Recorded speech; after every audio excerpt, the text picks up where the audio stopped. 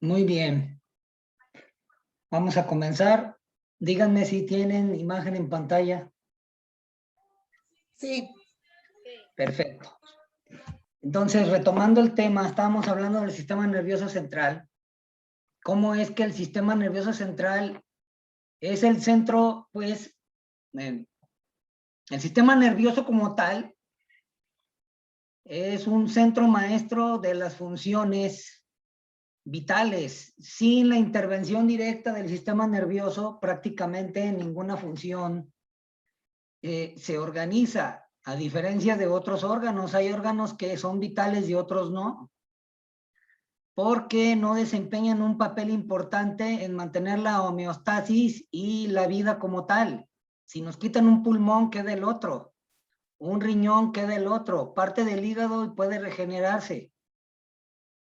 En cambio, un daño importante en el sistema nervioso puede interferir directamente con todos los procesos de vida, movilidad, adaptación, respuesta, etcétera. El sistema nervioso central es parte de lo que es todo el sistema nervioso como tal. Es central y periférico. Ya hablamos de las diferencias de lo que es el central y el periférico. En el sistema nervioso central, entonces ya vimos que está constituido por lo que es la médula espinal y el encéfalo. El encéfalo entonces está dividido en dos hemisferios, izquierdo y derecho. Y el cuerpo calloso, que es una parte de tejido especializado nervioso que sirve de unión entre los dos hemisferios.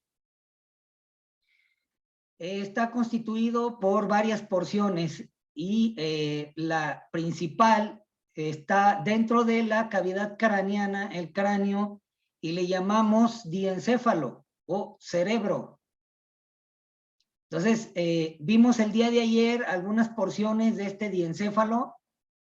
Vimos cómo desde abajo hacia arriba va a comenzar en lo que es la médula espinal, y a partir de allí se va a ir estructurando en diferentes partes, ¿sí? Hasta llegar a algunos centros maestros. El día de ayer estuvimos viendo el bulbo raquídeo, estuvimos viendo el cerebelo, ¿sí? Y sin embargo hay otras estructuras como tal, el mesencéfalo, el cual tiende a dividirse en lo que es el tálamo, el hipotálamo, que va a desarrollar algunas funciones involuntarias importantes. El sistema nervioso central como tal está protegido, especialmente el cerebro, por membranas llamadas meninges. Estas membranas o meninges son membranas especializadas y están encargadas de proteger, lubricar y nutrir el cerebro. Y está contenido dentro de un macizo óseo de esqueleto llamado el cráneo.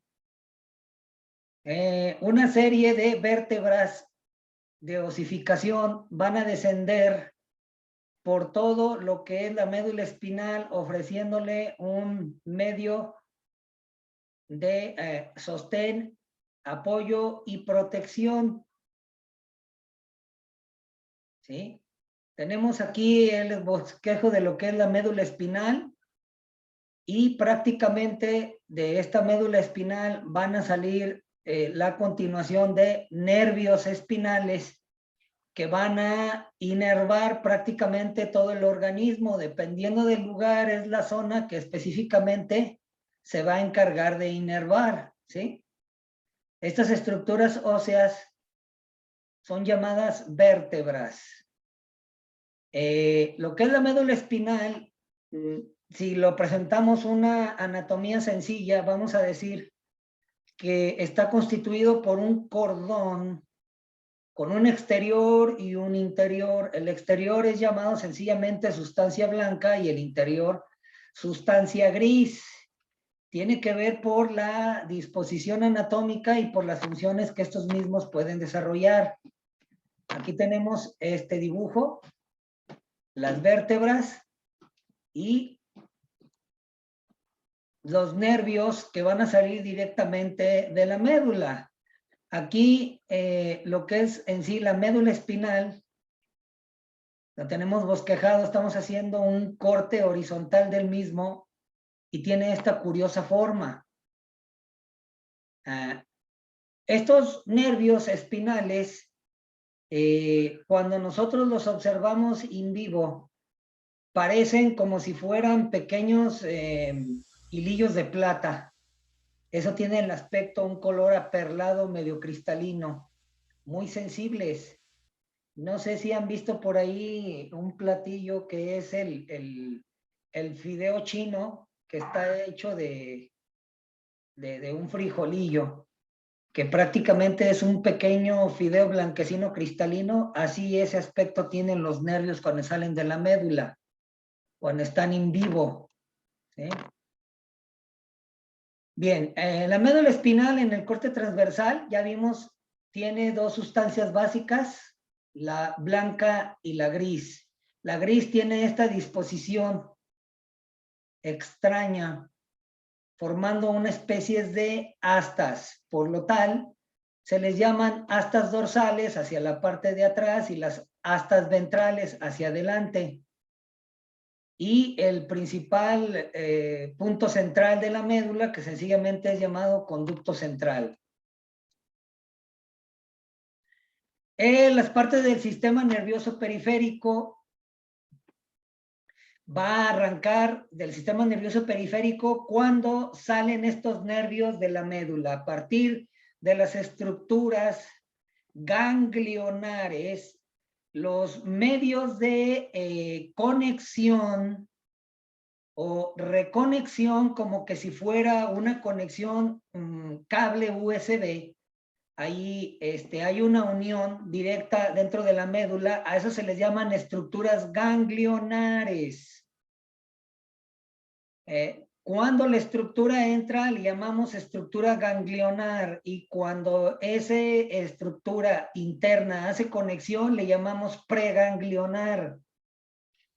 La mayoría de los medicamentos que van a tener una acción directa en el sistema nervioso se involucran en estas conexiones, en el estímulo de conexiones pre y postganglionar, ¿sí? Una vez que ocurre esta conexión y sale de la médula, entonces ya tenemos las vías aferentes y las vías eferentes. Las vías aferentes son de entrada. Tenemos el ejemplo de una neurona sensitiva libre que puede recibir respuesta somática. Ejemplos de respuestas somáticas: la piel. La piel tiene una serie de organelos, ¿sí? Ruffini, Pacini, Meissner, discos de Merkel, que van a servir como órganos sensitivos y van a enviar a través de esta vía aferente información: frío, calor, vibración, tacto fino, tacto profundo, ¿sí? Vibración. Y entonces, al llegar a esta parte, la estructura ganglionar va a subir a través de médula hasta pasar por todos los centros nerviosos, sufrir una serie de compuertas hasta que por fin llega a la corteza motora, y entonces se procesa la respuesta, baja otra vez a través de la misma vía y llega ahora a la otra estructura ganglionar, pero sale por la conexión de la neurona motora y se realiza el movimiento, ¿verdad? Así es como trabaja prácticamente lo que sería estímulo-respuesta. El sistema nervioso periférico, sistema nervioso somático y sistema nervioso vegetativo. Cuando decimos somático, estamos hablando del control voluntario, corporal. Cuando tienes el control del cuerpo, somático. Y vegetativo es lo mismo que autónomo. Solito hace todo, como vegetativo. De ahí viene el término vegetas, vegetal. Significa que está allí nada más subsistiendo, ¿no? Como las plantas. Entonces, cuando ocurre serie de lesiones al sistema nervioso, dependiendo de la zona y demás, puede ocurrir un daño importante y es cuando dicha persona queda nada más con las funciones básicas vitales, sin tener conciencia, motricidad y otras interacciones importantes, y a eso se le llama que quedan en estado vegetativo, ¿no? ¿Sí? De ahí vienen los términos. Entonces tenemos el sistema nervioso somático y el sistema nervioso vegetativo. Habíamos hablado en clases anteriores que el término somático lo vamos a estar escuchando en diversos contextos. Por ejemplo, cuando hablamos de la célula, hablamos de células somáticas. ¿A qué se refiere célula somática? A toda la célula que configura un tejido tal y cual y que es parte de toda la homeostasis, de todas las funciones biológicas. Sin embargo, hay otro tipo de células que están diferenciadas y que no es propiamente un tejido, sino que son células libres. Por eso no se les aplica el término somático, lo que sería el caso de los gametos sexuales para la reproducción, ¿sí? Ahí sería la diferenciación. Bien. El sistema nervioso simpático y el parasimpático es la siguiente división. ¿A qué se refiere esto de simpático y parasimpático? Bueno, en primer lugar, estamos hablando que no es una diferenciación anatómica aparte.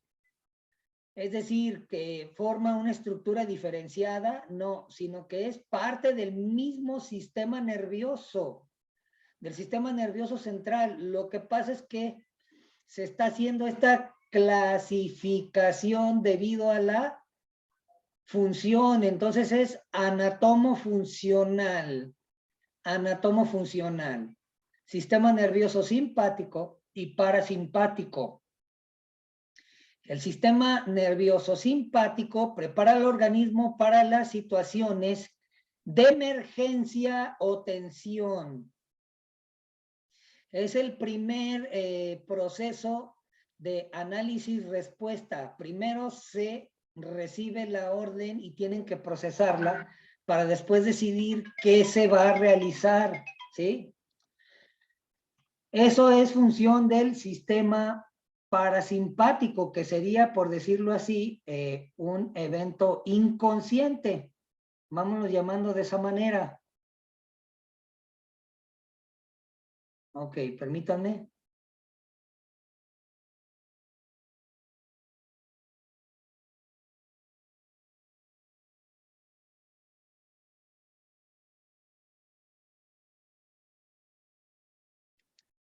Entonces, el sistema parasimpático es el principal regulador del organismo en condiciones normales.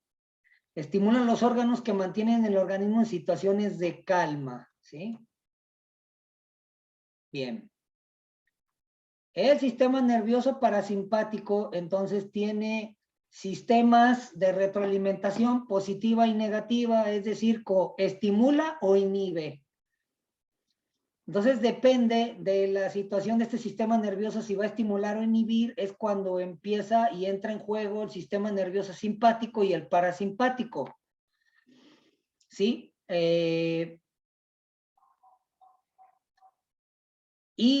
Por decirlo así, están en un juego constante de estimular o inhibir. Por ejemplo, cuando observamos un objeto de interés y ese objeto de interés va a producir una respuesta, digamos, tenemos hambre y observamos alimento, va a haber una respuesta de apertura del iris. Cuando vemos un objeto de interés personal, como por ejemplo la pareja, el iris se dilata, ¿sí? Y entonces ahí estamos hablando que hay una respuesta a este estímulo, ¿sí? Entonces, vamos diciendo que observas una rica fruta y le están poniendo ahí limón, chile, sal, etcétera. Hay un proceso de dilatación inmediata del iris y esa respuesta se va a a procesar en corteza y entonces de ahí va a bajar. ¿Y qué va a producir? La primera respuesta, las glándulas salivales. Y entonces se va a empezar a babear, ¿no? ¿Sí? Entonces, eso es el ejemplo claro de lo que haría el sistema nervioso simpático y cómo después el parasimpático tiene que entrar en juego para controlar todos esos estímulos, ¿no? Por ejemplo, en el sistema, los pulmones, cuando hay un proceso inflamatorio, por ejemplo, el COVID, hay sensores que van a registrar la presión parcial de oxígeno y entonces va a enviar una respuesta a través de los nervios al sistema nervioso simpático. Luego entonces va a estimular directamente una respuesta a través de una serie de hormonas que van a acelerar el ritmo cardíaco y la contracción de los músculos accesorios para comenzar a respirar de forma más profunda. Esto es la razón por la que cuando un individuo tiene, por ejemplo, neumonía, se le hunde en la base del cuello. Cuando uno respira normalmente, no se hunden los espacios intercostales, no se mueve rítmicamente el vientre, ni se hunde la base del cuello. Pero cuando requiere de un proceso de una demanda porque hay baja saturación de oxígeno, entra en juego el sistema nervioso, el simpático, y produce una estimulación, y entonces ¿qué va a producir? Una respiración más rítmica, acelerada y profunda. Por eso se hunde allí, y es cuando decimos que se están utilizando los músculos accesorios respiratorios que normalmente no se utilizan. El hombre, vamos, los masculinos, utilizamos más bien los músculos diafragmáticos inferiores, o los que están asociados allí con el estómago, por decirlo así. Equivale a que dijéramos que respiramos con el estómago, por eso se mueve más el estómago en el hombre que en la mujer. Como la mujer es la que se embaraza, imagínate, la mujer embarazada tendría dificultad para respirar. Es por esto que el varón no, como el varón no se embaraza, entonces ese proceso de respiración profunda es diferente a la mujer. Entonces se puede decir que el hombre respira con el estómago, pero la mujer no, ¿verdad? Bien, y los siguientes ejemplos, ¿qué es lo que ocurre? Va a producir el sistema nervioso parasimpático.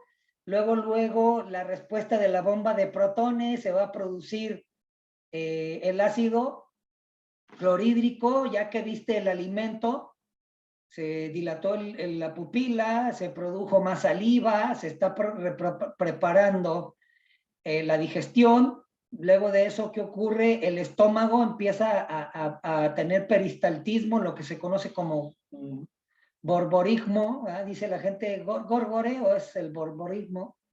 Se está produciendo la secreción acelerada de el ácido clorhídrico. Luego después el páncreas es estimulado para las hormonas digestivas, y tenemos, por ejemplo, la vejiga tal y cual es controlado por un centro nervioso que está en el tallo cerebral, específicamente en el tálamo. Pero el tálamo, como es un centro maestro de procesamiento inconsciente, el tálamo deja que baje el impulso a través de la médula y de los nervios eferentes, va a llegar a cada una de las vísceras donde se requiere el estímulo.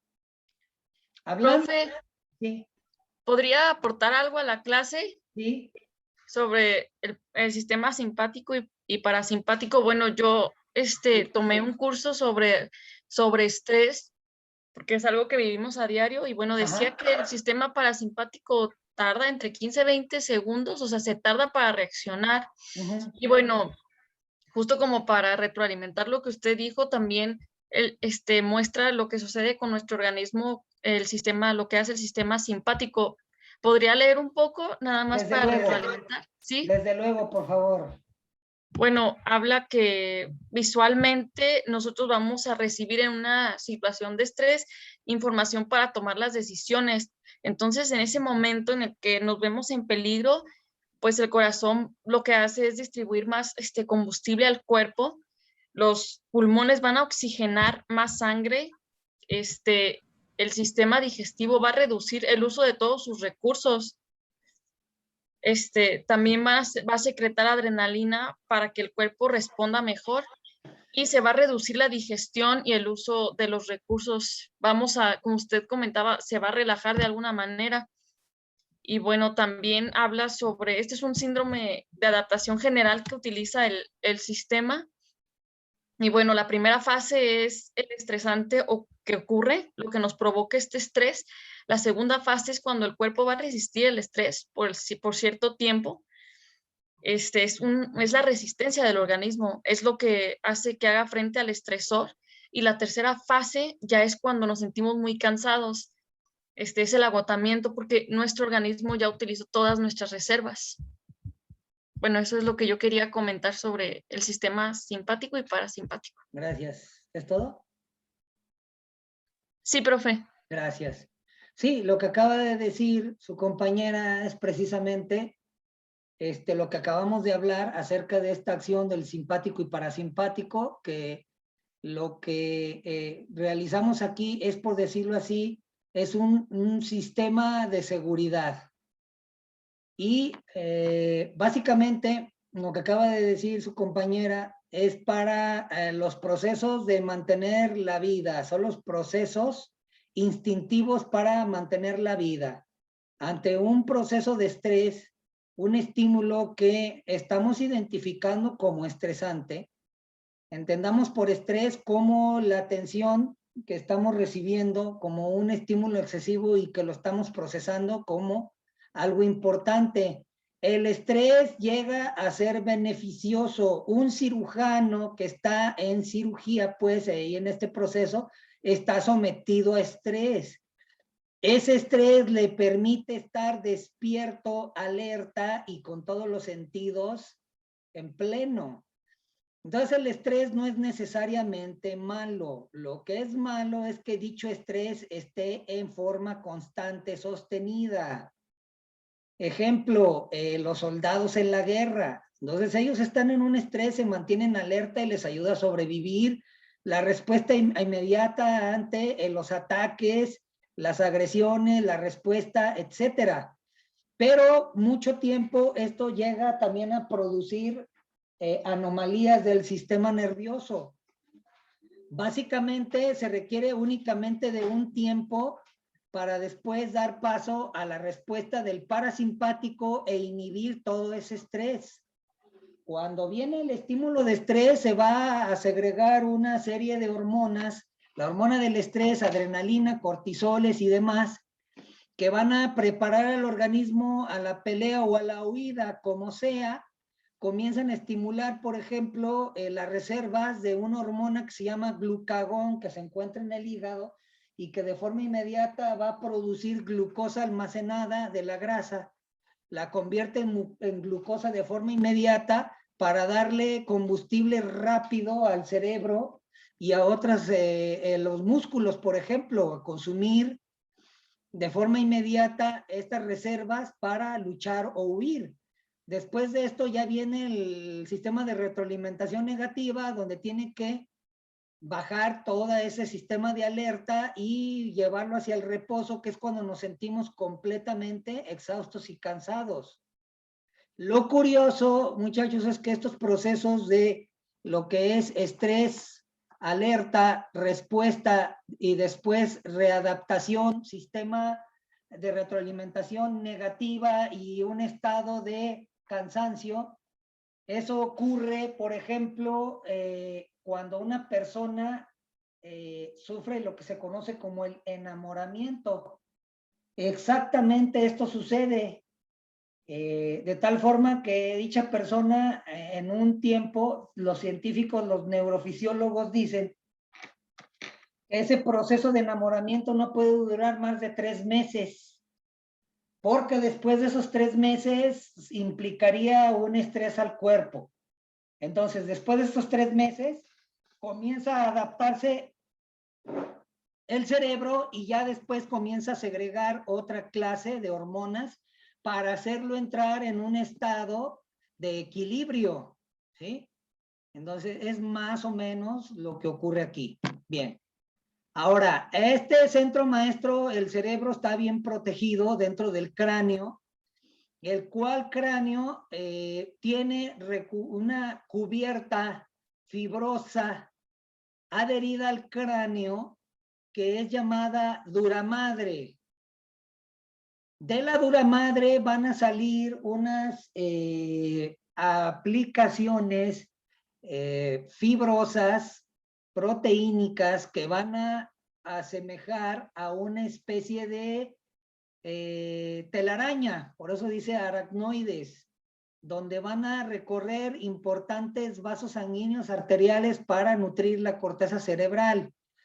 De allí que las principales eventos de extravasiación sanguínea, eventos cerebrovasculares, se den aquí, en esta zona, las llamadas hemorragias aracnoides y subaracnoides, que son las primeras hemorragias debido al trauma cráneoencefálico, ¿sí? Luego, después de la aracnoides y de estas involuciones propias de la anatomía del cerebro, tenemos la siguiente membrana, que es la pía madre, ¿sí? Dentro de el aracnoides va a recorrer un líquido de forma constante llamado el líquido cefalorraquídeo. El líquido cefalorraquídeo va a estar entrando y saliendo al encéfalo a través de unas válvulas especializadas y a través de la médula, ¿sí? Bien. El encéfalo, ya habíamos hablado acerca del cuerpo calloso, que es un medio de unión de estos lóbulos que parecen estar independientes como tal, por la forma que tienen. Es el cuerpo calloso. Inmediatamente después es el tálamo, el hipotálamo, ¿sí? Y el día de ayer estábamos hablando acerca de la glándula pineal,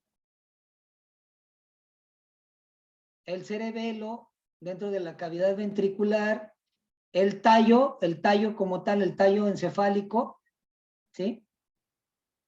La protuberancia y de forma inmediata el bulbo raquídeo. Bien, aquí tenemos los ejemplos de lo que sería la estímulo-respuesta.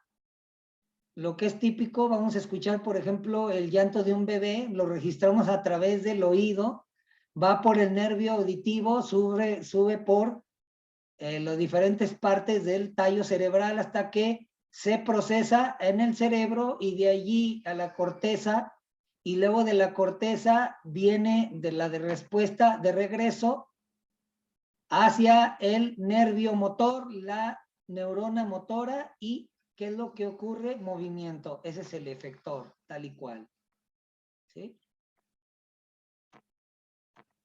Bien, entonces si se fijan, todo esto es lo que se conoce como el arco reflejo, ¿verdad? Aquí tenemos el ejemplo de recursos de arcos reflejos.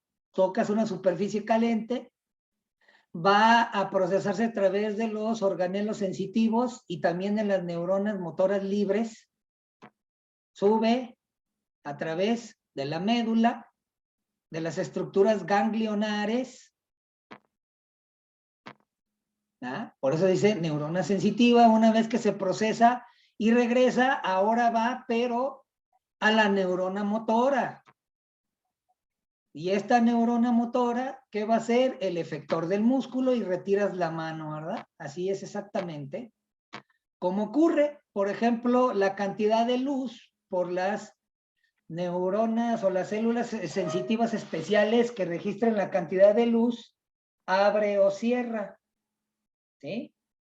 Ejemplo, se produce ahí una miosis o una midriasis. La dilatación y la contracción. Miosis, midriasis. Y el reflejo plantar, si nosotros tomamos, por ejemplo, un objeto de punta Roma y aplicamos directamente la planta del pie, ahí hay una respuesta de flexión de todos los dedos, flexión de todos los dedos. ¿Cuándo ocurre esta flexión de todos los dedos? Eso es la respuesta normal. Normal. A eso se le conoce como signo de Babinski. Nota. ¿En qué consiste el signo de Babinski y para qué sirve? Sí, ese es el reflejo plantar, el signo de Babinski. Tiene que ver con la valoración motora. Valoración motora, ¿sí? ¿De acuerdo? Sí. Bien. Nota. ¿Cuándo ocurre una lesión del sistema nervioso, especialmente zona cervical por algún traumatismo?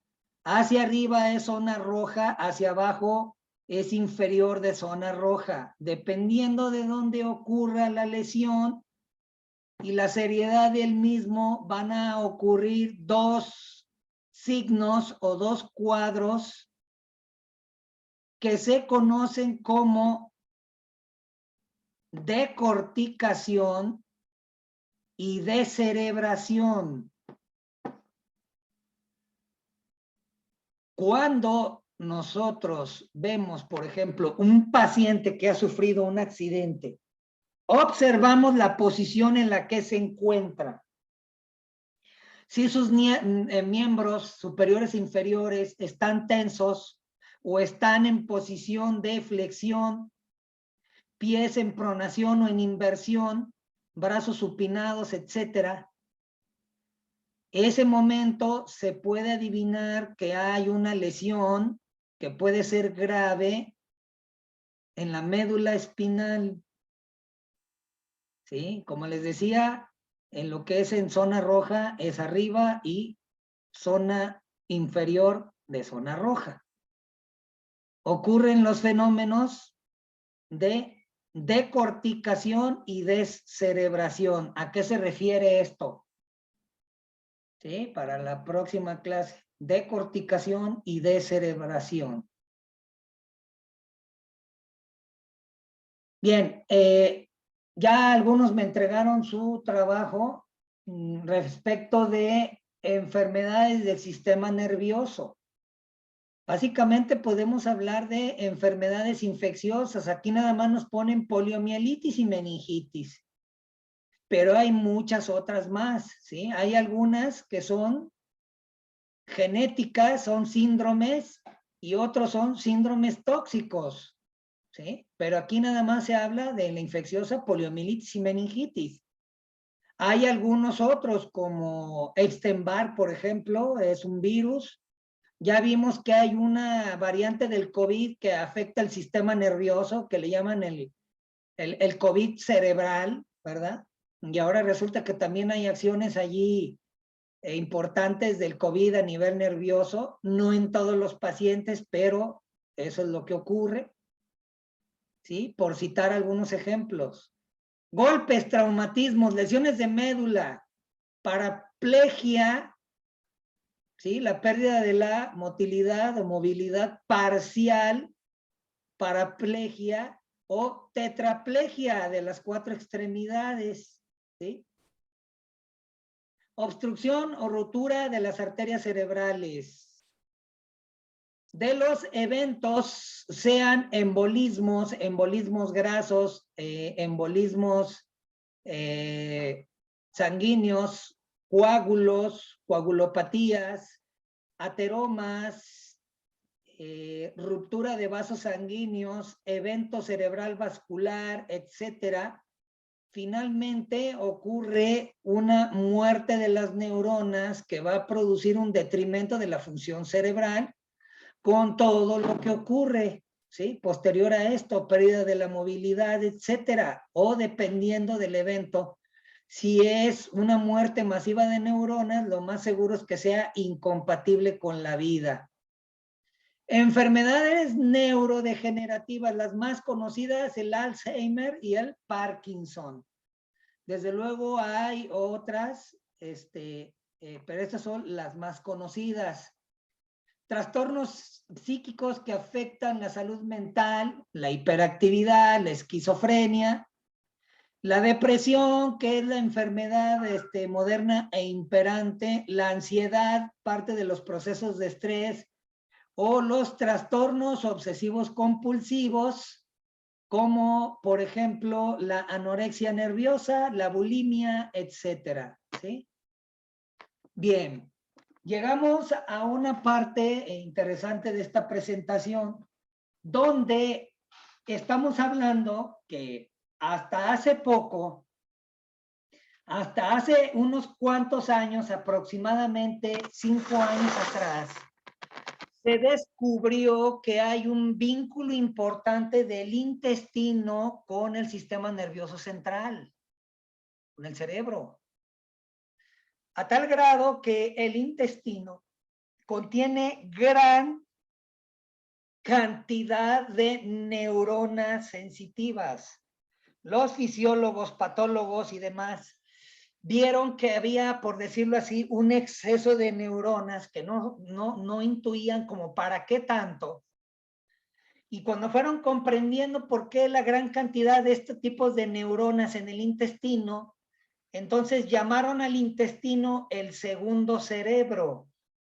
¿Por qué? Porque el intestino también se involucra en la salud en general y sobre todo la salud del sistema nervioso, así como lo oyes. El intestino es un factor clave para la salud general, ya que desempeña un papel importante en el riesgo de padecer enfermedades crónicas como enfermedades cardíacas, obesidad, problemas del sueño, depresión. Pero fíjate cómo la enfermedad de Parkinson, la cual es un trastorno del sistema nervioso central que causa síntomas de temblores, problemas del equilibrio, ha sido una enfermedad de origen idiopático, es decir, causa desconocida, durante mucho tiempo, lo que significa que se ha desconocido la causa. Había hipótesis.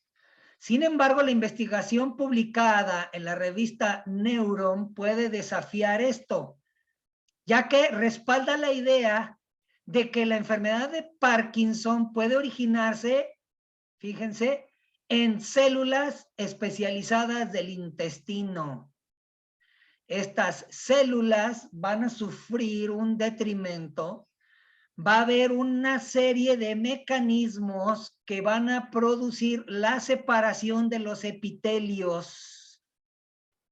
Al producir la separación de los epitelios intestinales, que antes se pensaba que el epitelio intestinal, así, tal y cual, era invulnerable, resulta que puede sufrir separación. Al sufrir separación de este epitelio, puede trasladarse al cerebro a través de el nervio vago, el cual es el nervio craneal número 10. Hay 12 pares, quizás lo sepan. Entonces, el vago, que es el número 10, que se extiende desde el bulbo raquídeo hasta el abdomen. En el bulbo raquídeo, entonces, nace el nervio vago y va hasta el abdomen. ¿Quién no conoce lo que se llama diarrea del estudiante? Que cuando hay ahí un estrés sostenido porque va a haber exámenes, y entonces, ¿qué ocurre? Literalmente se produce diarrea. Esto explica literalmente cómo el segundo cerebro en el intestino reacciona al estrés. Bien, se sabe hoy día que esta es una nueva posibilidad para la prevención y el tratamiento. Al comenzar a fortalecer, fíjense, la salud intestinal. Sin embargo, existen otros factores que contribuyen a la enfermedad de Parkinson que también deberían de ser considerados. Las proteínas vinculadas a la enfermedad de Parkinson pueden trasladarse del intestino al cerebro. Hoy día se sabe que un alto porcentaje de personas tiene una inflamación crónica del intestino, producto de la alimentación moderna, de gran cantidad de alimentos procesados, sin valor nutricio, altamente calóricos, llenos de sustancias conservantes que van a producir un detrimento de la mucosa intestinal, que finalmente van a producir una brecha entre los espacios celulares intestinales que van a dejar entrar proteínas y diversas partículas del contenido intestinal, que van a producir una cascada de anomalías que finalmente pueden llevar a enfermedades crónicas. Cuando las proteínas se encuentran mal plegadas, pueden agruparse y dañar a las células nerviosas que conducen a áreas de materia cerebral muerta conocidas como cuerpos de Lewy. Resulta que se encontraban en autopsias estas zonas muertas cerebrales, corpúsculos o cuerpos de Lewy, y no sabían por qué, porque no estaban vinculadas directamente a eventos cerebrovasculares. Ahora se sabe que estos puntos de muerte cerebral se debe a cierta clase de proteínas mal plegadas, es decir, activas, que no están bien enrolladas y que por lo tanto pueden ser tóxicas y pueden producir este daño al sistema nervioso, al cerebro. Estas áreas de células cerebrales muertas producen síntomas de enfermedad de Parkinson, como problemas de movilidad y del habla. Fíjense nada más. Ese estado de intestino crónico inflamado que deja producir y que deja pasar estas proteínas mal plegadas se le conoce como enfermedad del intestino permeable. La enfermedad del intestino permeable ahora parece ser que es una de las enfermedades más arraigadas y presente en la mayoría de la población mundial. Se estima que existe alrededor de un 78% de la población mundial que presenta la enfermedad del intestino permeable. Continúa diciendo aquí, en el 2003 la investigación neuroanatomista del doctor Jacob Brack sugirió por primera vez que la enfermedad de Parkinson puede originarse en el intestino. El estudio presentado, el cual fue realizado en ratones, se basa en esto y proporciona la primera evidencia experimental de que la enfermedad de Parkinson puede comenzar en el intestino y trasladarse a través del nervio vago y llegar al cerebro y producir estas lesiones, según comentó el doctor Ted Dawson, autor del estudio y profesor de neurocirugía del Johns Hopkins, según la revista The Guardian. Entonces, fíjate cómo ahora ya se está entendiendo cómo el nervio vago no nada más va a llevar impulsos nerviosos, sino que acuérdense que el dicho nervio está rodeado de membrana y hay un líquido que corre, sube y baja constantemente, se está renovando. Entonces no nada más va a llevar el impulso nervioso, sino que va a llevar literalmente estas proteínas, se están colando como parásitos en el sistema y van a llegar sin querer hasta el sistema nervioso central, hasta el cerebro, y van a producir estragos a través del nervio vago. Entonces los investigadores inyectaron alfa-sinucleína mal plegada, que es esa proteína producto de la degradación de muchos alimentos en el intestino. Esa proteína mal plegada en intestinos de ratones sanos para después rastrear su trayectoria final.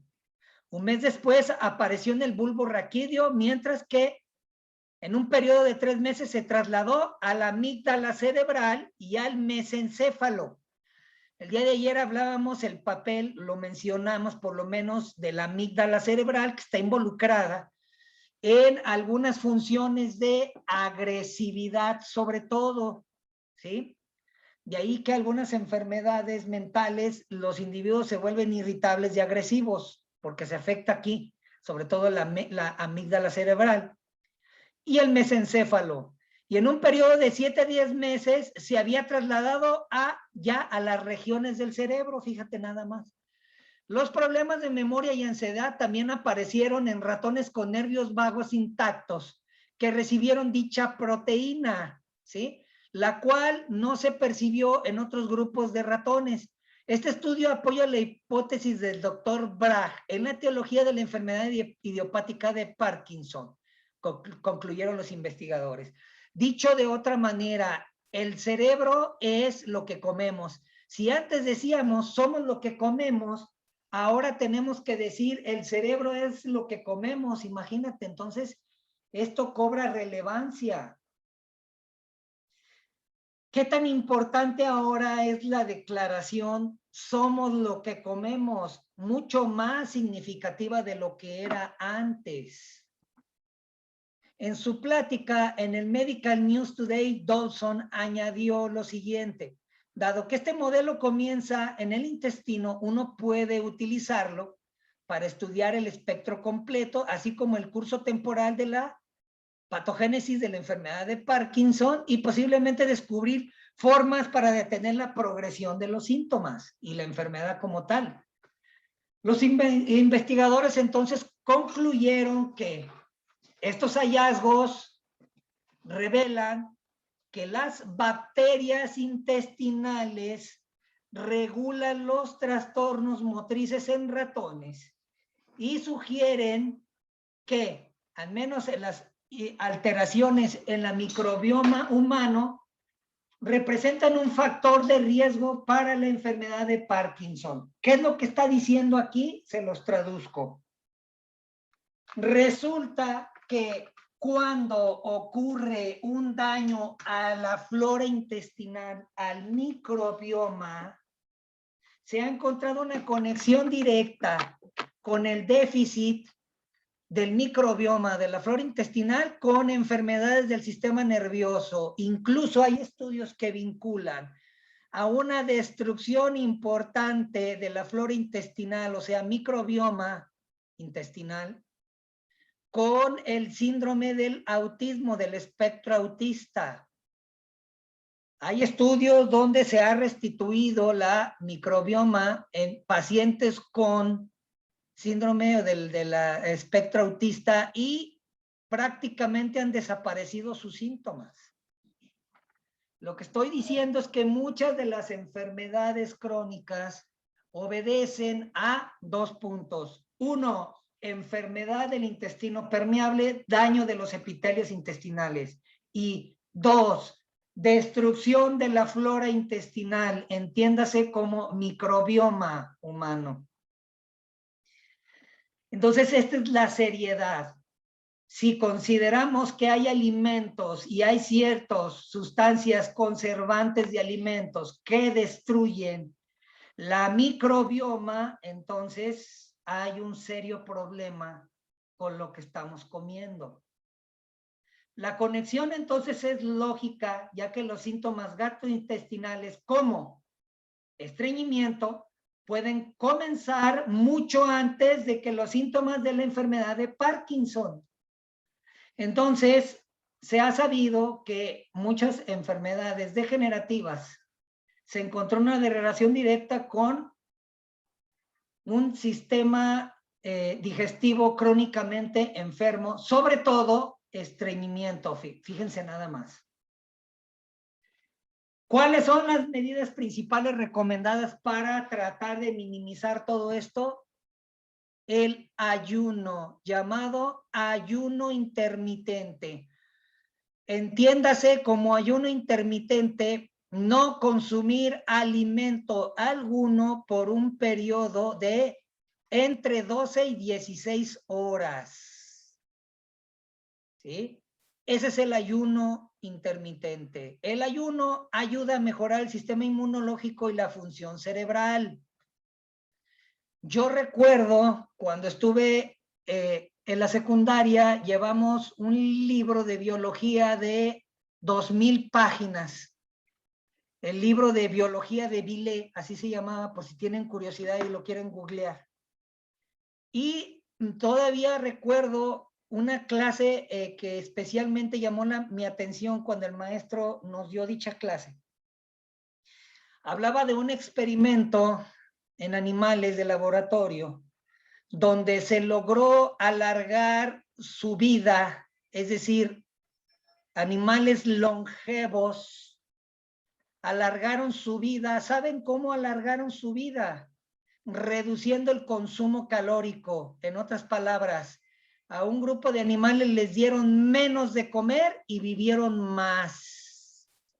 Y esto llamó grandemente mi atención y dije, ¿cómo es posible que el comer poco te ayuda a tener una vida más larga? Yo en aquel entonces tenía 15 años y eso marcó mi existencia. Y prácticamente me dediqué a lo que fue a conocer lo que es la alimentación y el valor del ayuno. Y aunque lo hice a nivel personal por muchos años como homeópata, cada vez que daba tratamiento de enfermedades crónicas a un paciente, primero le daba una clase del cuidado de los intestinos. Y todo tratamiento de enfermedad crónica comenzaba con tratamiento del intestino, tal y cual. Tenía un expediente donde manejaba las evacuaciones, el tipo de evacuación, estreñimiento, el tiempo del estreñimiento y otros síntomas intestinales. Fíjense qué curioso. Y entonces vi que había una relación directa con esto. Hasta que hace poco me topo con estos estudios y digo, a veces tenemos la intuición allí y la verdad está tan presente que a veces no tenemos más que abrir los ojos y verla. Y aquí está un ejemplo de la verdad que nunca queda oculta. ¿Sí? Bien, el ayuno es conocido por tener un sinnúmero de beneficios, incluyendo, lo primero, tu bolsillo, ¿no?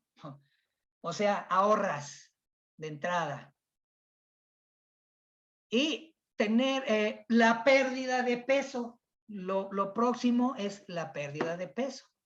Y la mejora de la sensibilidad de la insulina y de una proteína involucrada también en la pérdida de peso, en el que segrega el tejido graso llamada leptina. Resulta, antes se pensaba que el tejido graso era nada más el reservorio de grasa, ahora se sabe que el tejido graso produce hormonas. Una de estas hormonas es la leptina. Leptina y otra que se llama grelina. Esas están involucradas con la saciedad y la otra con la reserva de la grasa. ¿Qué es lo que ocurre cuando tú dices hago dieta y nomás no bajo de peso? Es porque tu dieta no es la apropiada y se está produciendo mucha proteína leptina y entonces se cierra el metabolismo de la grasa y por eso no pierdes grasa a pesar de que hagas dieta, porque la clave es la leptina. Entonces, primero, uno de los beneficios, ya dijimos, además del bolsillo, la economía, es la pérdida de peso, la optimización para el aprovechamiento de la leptina y sensibilidad de la insulina. Cuando nosotros llevamos un alimento hipercalórico, pero de origen de carbohidratos, se van a mantener picos elevados de insulina.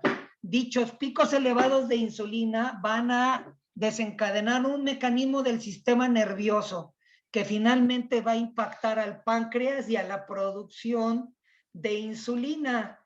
La insulina continúa fabricándose, pero ahora va a ocurrir un cambio en el organismo de tal forma que ya no va a reaccionar igual a la insulina. Ya no reacciona igual. A esto se le conoce como síndrome de la resistencia a la insulina, que es la antesala de la diabetes. Así es que si tienes un exceso de medidas en la cintura, tienes unas máculas oscuras en el cuello, en el vientre, en las axilas y hacia las ingles y demás, eso se le conoce como acantosis nigricans. Y si aparecen unas pequeñas vegetaciones similares a verrugas en el cuello, ¿sí? En la base del cuello, en los hombros, en la cara, en los párpados, eso es parte del síndrome de resistencia a la insulina, la acantosis nigricans. Lo que ocurre ahora es que tienes que hacer el ayuno intermitente. Sin embargo, si alguien tiene sobrepeso, debería de ser sumamente cuidadoso sobre implementar ayuno sin supervisión profesional. De acuerdo con el coautor del estudio, Valder Longo, director del Instituto de Longevidad de la USC. Bien, en el proceso de la absorción de las moléculas y de las células inflamatorias a través del intestino, se van a estimular glóbulos blancos con su principal línea de defensa contra enfermedades. Los glóbulos blancos entonces nos van a proteger sobre todo contra las infecciones. Curiosamente, cuando ayunamos se activa el interruptor regenerativo, por decirlo de alguna manera, y se comienza a promover la regeneración basada en células madre del sistema hematopoyético. El sistema hematopoyético, la hematopoiesis, da origen a los glóbulos blancos, que están relacionados con la producción de sangre, por ejemplo. ¿Sí? La enfermedad comienza entonces en el intestino. Algunos de los problemas de salud influenciados por la microbioma intestinal incluyen el trastorno de déficit de atención humano, ¿sí? El autismo, los problemas de aprendizaje, obesidad, diabetes, enfermedad de Parkinson. Así es que una revisión científica en el año 2020 concluyó que toda enfermedad inflamatoria comienza en el intestino, fíjate. Toda enfermedad inflamatoria comienza en el intestino. La obesidad, sobre todo la obesidad mórbida, por decirlo de alguna manera, es un estado inflamatorio crónico, epitelial y del tejido graso. El tejido graso inflamatorio puede absorber líquido. Por eso la obesidad mórbida parece que estuviera ahí una mezcla de agua y grasa, porque literalmente eso es. Por eso hay mujeres que tienen el cuerpo que se llama de pera, con caderas grandes, muslos anchos y demás. Y tienen todo el tejido graso inflamado, dando el aspecto de naranja, y que se produce entonces un acúmulo de líquidos, a eso le llamamos lipedema. Y el lipedema es parte de un estado inflamatorio crónico de la obesidad, ¿sí? La higiene excesiva es una de las causas principales, es decir, la limpieza excesiva puede ser perjudicial. ¿Cómo es eso? Hoy día ante el COVID estamos abusando de los desinfectantes, de los antisépticos. Y uno dice, ¿es necesario para evitar la intromisión del virus? Sí, pero vamos a pagar el precio. Dentro de unos años se va a gestar una crisis de salud. Van a surgir infecciones que se creían desaparecidas. Se va a disparar los problemas infecciosos y demás en un futuro debido a esto. Entonces, el abuso de los antibióticos también ha destruido gran parte del microbioma intestinal. El abuso de los antibióticos. Entonces, paciente, COVID, le dan acitromicina y luego presenta diarreas, pues hay que darle lactobacilos, ¿sí? Microbioma vivo, probióticos, enterogermina. El problema con la enterogermina es que solamente va a llegar al intestino el 20% de la carga de los lactobacilos, porque pasa por el tracto digestivo y el estómago y se destruye, no llegan vivos. Hay un producto que permite la llegada prácticamente del 98% del contenido de la carga de microbioma efectiva hasta el intestino. ¿Sí? Y es un producto mexicano, así es que ya podemos estar orgullosos, más bien que vanagloriarnos del equipo de fútbol. Nos vamos a vanagloriar de los científicos del Instituto de Nutrición Juan Subirán, ¿verdad? Que fueron los que desarrollaron el producto de lactobacilos probióticos vivos. Pero la alimentación también es importante. El artículo aborda la función de la permeabilidad intestinal mediada por la sonulina. La sonulina es una enzima producida debido a eventos inflamatorios en el intestino que van a servir para abrir brechas. Separan el epitelio que debería de estar completamente cerrado y entonces lo abren y van a contribuir a la inflamación crónica, incluso del sistema completo. Fíjense nada más. De acuerdo con el autor, el doctor Alessio Fasano, un gastroenterólogo pediatra, investigador y director del Centro de Investigación y Tratamiento de la Celiaquia o de la enfermedad celíaca, celiaquia, ¿sí? La enfermedad celíaca es una enfermedad donde el intestino se ataca a sí mismo y se produce eventos inflamatorios alérgicos y no puede soportar cierta clase de alimentos. Llega el momento en que este intestino, al recibir esta clase de alimentos, se producen sangrados masivos, fíjense, la enfermedad celíaca, ¿sí? O celiaquia, ¿sí? Y puede llegar a producir la muerte, fíjense.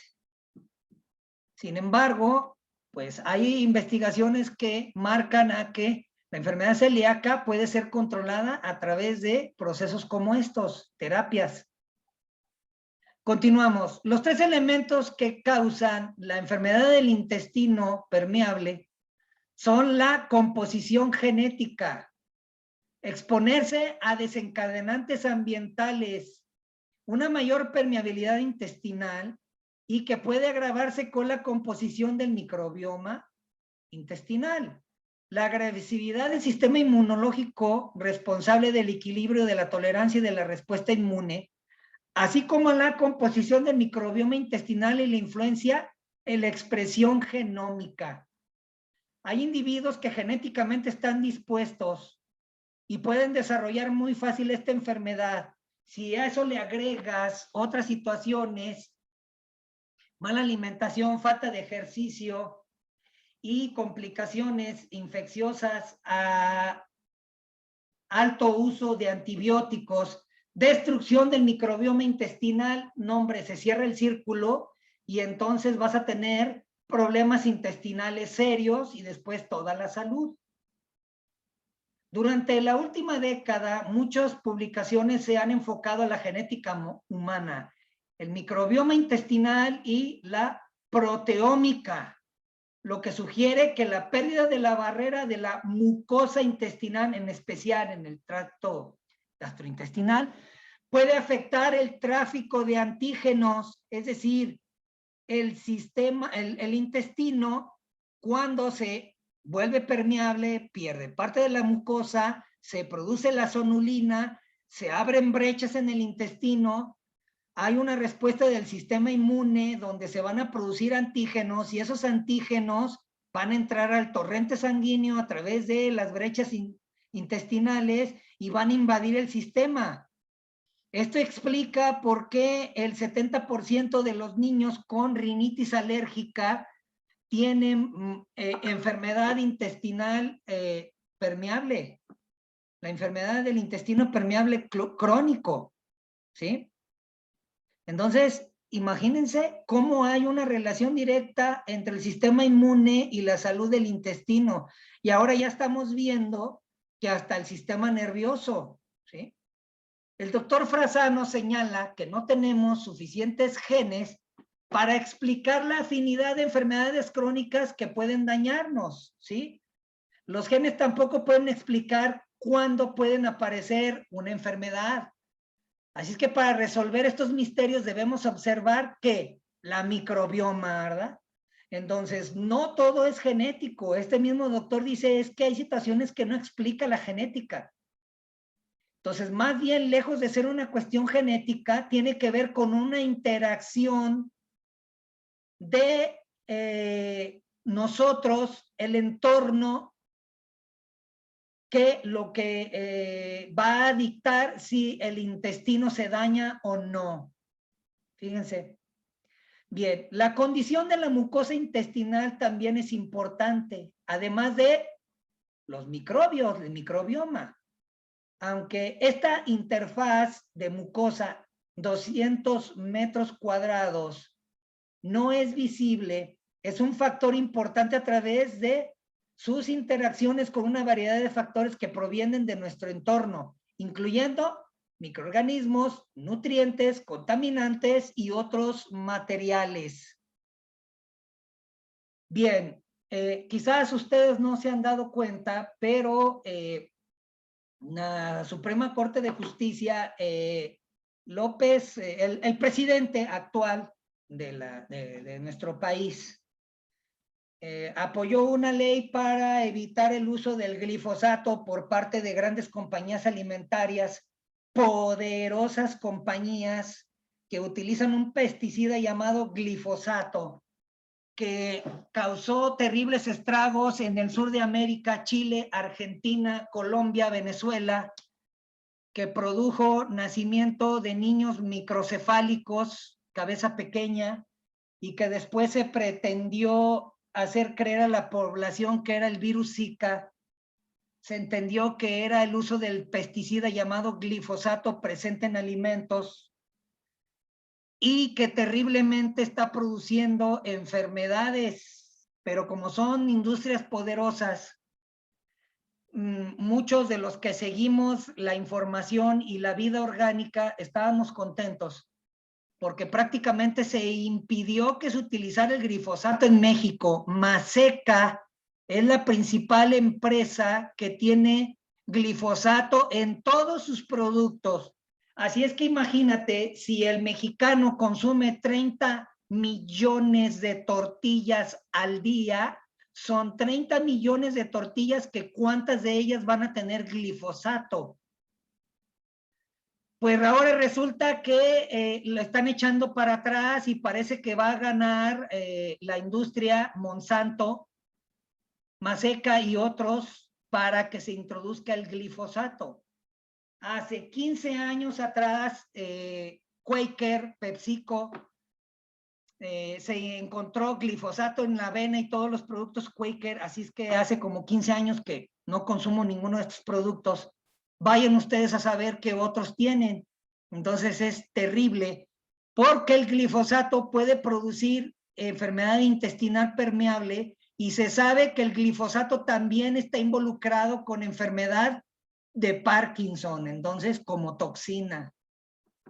¿Sí? Les dejo ese dato para que hagan consideración de ello. Bien.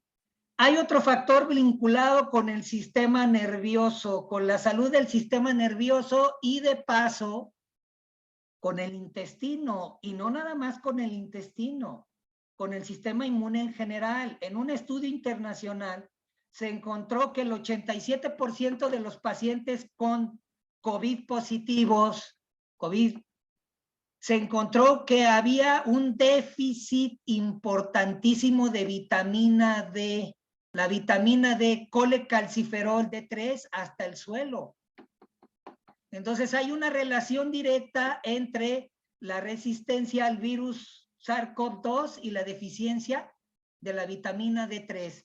Claro, si desde hace años se nos dijo que no nos asoleáramos, y ahora agrégale, quédate en casa, díganme si no es peor el problema, ¿no? Así es que la importancia de la vitamina D. Las investigaciones también destacan la importancia de la vitamina D3, colecalciferol, en la salud intestinal y en la autoinmunidad sistémica. El artículo publicado el 21 de enero del 2020, mientras que estábamos encerrados en Frontiers and Immunology, señala lo siguiente. Y recalco, mientras que estábamos encerrados, las enfermedades autoinmunes tienden a compartir una predisposición a la deficiencia de vitamina D, que altera el microbioma y la integridad de la barrera epitelial intestinal. Esto explica por qué los menores, los niños que tienen problemas constantes de infecciones, sobre todo de vías respiratorias, disminuyen las agudizaciones cuando se les da la vitamina D3 en la cantidad necesaria.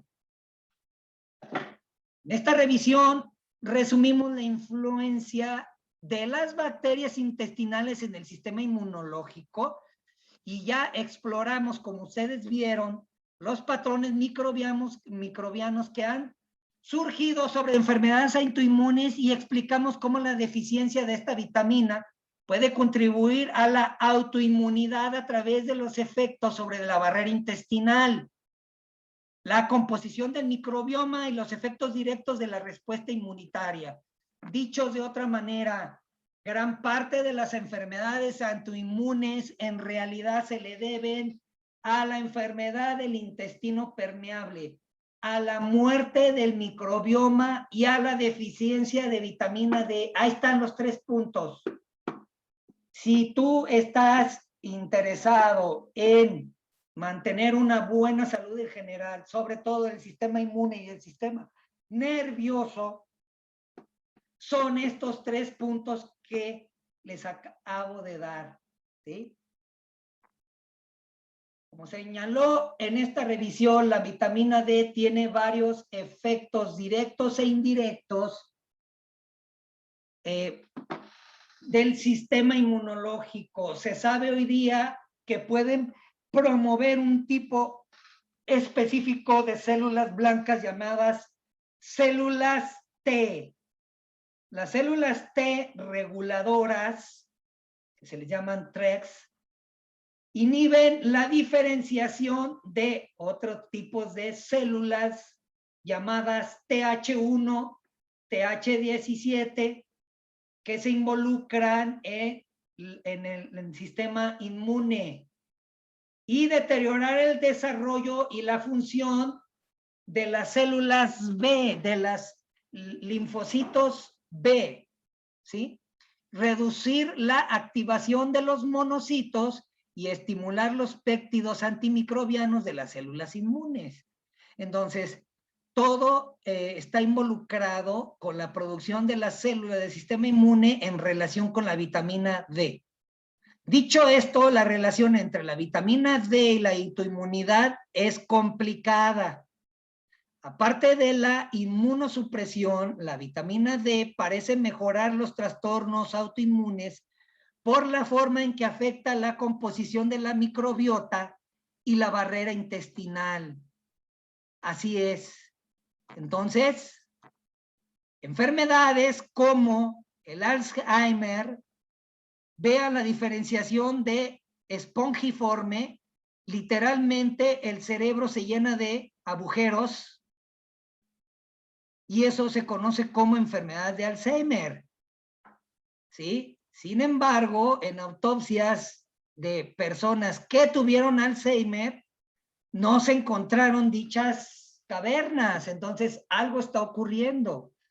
Hay algo todavía más oscuro detrás del Alzheimer. Lo que se sabe es que está relacionado con lo que les acabo de decir. La producción de proteínas no plegadas que se absorben a través del intestino y de ahí viajan por el nervio vago, no van vía arterias, arteriolas, nada, van a través del nervio vago y a través de meses se deposita. Esto explica por qué la enfermedad del Alzheimer puede ser tan lenta, solapada y sostenida, porque finalmente se continúa produciendo dichas proteínas y siguen llegando a través del nervio vago. ¿Sí? La enfermedad de Parkinson, ya estuvimos hablando, afecta de la zona del cerebro encargada del control, coordinación y movimiento, tono muscular y la postura. De ahí los signos característicos de las mismas. ¿Sí? Entonces, la industria de la farmacéutica ha encontrado un gran campo de acción en la producción de gran cantidad de fármacos, drogas, que pueden resultar tóxicas y que producen dependencia y generan tolerancia. Estas pueden ser catalogadas como depresoras, narcóticas, estimulantes y alucinógenas. En un tiempo se hablaba especialmente de la marihuana, la cannabis y demás como un alucinógeno. Sin embargo, ya sabemos hoy día que hay ciertos elementos volátiles de la cannabis, el tetrahidrocannabidiol, que tiene una acción muy diferente, no narcótica de la marihuana. Entonces es la parte terapéutica y libre de acción neurogénica, es decir, de acción directa alucinógena en el cerebro, y que prácticamente está dando muchos beneficios y mucho de qué hablar. Dando un ejemplo acerca de los narcóticos, el opio, la morfina, la heroína. Los opiáceos y la morfina es uno de los narcóticos analgésicos más consumidos en los Estados Unidos y que más muertes produce, ¿sí? Por encima de cualquier otro fármaco. De hecho, cuando se aprobó el uso del tetrahidrocannabidiol para el tratamiento de enfermedades del sistema nervioso, se observó que disminuyó la muerte de personas por el uso excesivo de la morfina y el opio. En pocas palabras, desde que se autorizó el tetrahidrocannabidiol con el objetivo terapéutico, la gente dejó de consumir opiáceos, disminuyó la tasa de mortalidad por el uso excesivo de los mismos. Así es que se puede decir que hubo un beneficio directo. Lo curioso es que a pesar de los beneficios importantes de la disminución de la tasa de la sobremedicación y de la mortalidad por la toxicidad y eventos relacionados con el uso de los opiáceos, de la morfina, aunque no lo crean, el Congreso de los Estados Unidos empezó a pujar para que se aprobara un nuevo fármaco derivado del opio 1000 veces más potente. 1000 veces más potente. Así es que ahora la pregunta es, si está ocurriendo una baja en la muerte y en el uso del opiáceo y un importante beneficio en la utilización del tetrahidrocannabidiol como terapia del sistema nervioso y otras tantas, ¿por qué aprobar un fármaco 1000 veces más potente? ¿Por qué? Suena malévolo, pero es exactamente lo mismo que, ¿por qué, por ejemplo, dando un solo ejemplo, Australia en sus